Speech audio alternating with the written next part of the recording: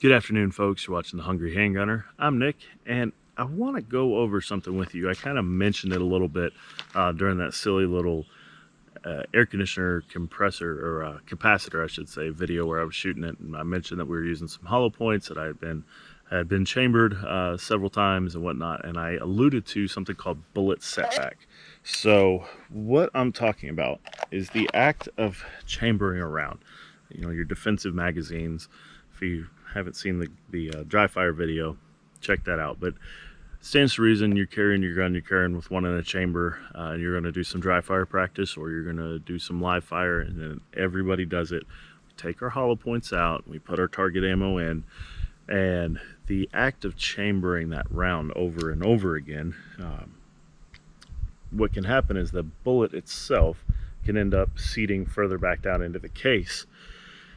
Why is that a concern? Well, everything with this cartridge is predicated on pressure, right? The amount of powder, the type of powder, the weight of the bullet, the amount of pressure that's generated when this goes off. And it's also predicated on the seating depth, how deep that bullet is sat down into the case.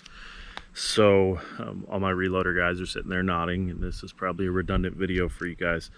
But for the rest of you guys and people like myself that are still kind of new to reloading, if this bullet gets pushed too far down into the case, what you end up with is not very much case volume to powder ratio that's predetermined by the manufacturer, or in the case of your hand loads, there's a reason that there's a spec for overall length and all of that. And everything is down to those details: projectile weight, powder type, powder charge, projectile type. So if that round repeatedly is impacting the feed ramp and gets pushed back further into the case, you end up with an overpressure situation. Now, how severe is that? Well, it could depend on a number of factors: the ammunition, the type of firearm you're using, all sorts of things. But it's a stupid risk to take. So there's a few theories on ways to mitigate that. One of them is change that one round out in the magazine, rotate it around. That way all of them are getting chambered equally. And I don't particularly like that one, because then you have a multitude of rounds to potentially watch for setback. And that's just not a good thing for me. So I tend to chamber and unchamber the same round. And what I'll normally do is I'll measure it against a new round of the same type, same lot or whatever. And once I notice that bullet getting shorter, well, it goes over here in a pile, and the next time I come out here, I shoot it off. So don't ever let it get to a point. I mean, your safety, I know defensive ammo is expensive. Federal HSTs, I think the last time I bought them were roughly $1 a round. So even back then, that was when 9mm was 16 cents a round for 124 grain NATO spec. So $1 a round now, that's about, that'd probably be a good deal on HSTs. But then they were expensive, and they're probably proportionately more expensive now.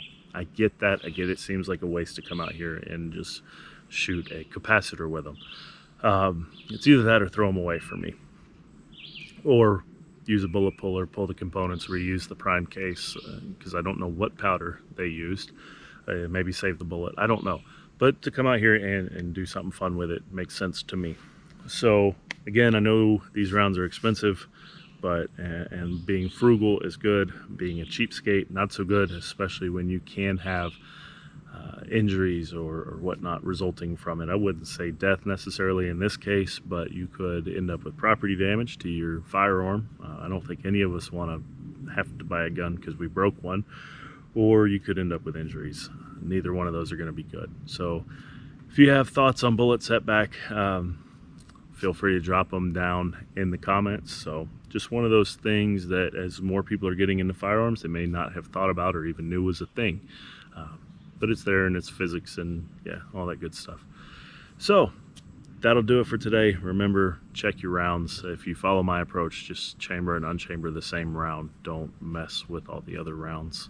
That way those, in theory, are not getting set back into the case. You don't even have to worry about it. But just keep an eye on your carry ammo too. Periodically look for corrosion. Make sure your magazine doesn't get dust in it. If you're like me and you have carry mags and training mags, just check that stuff out periodically. Stay safe, keep shooting. I'll see you next time.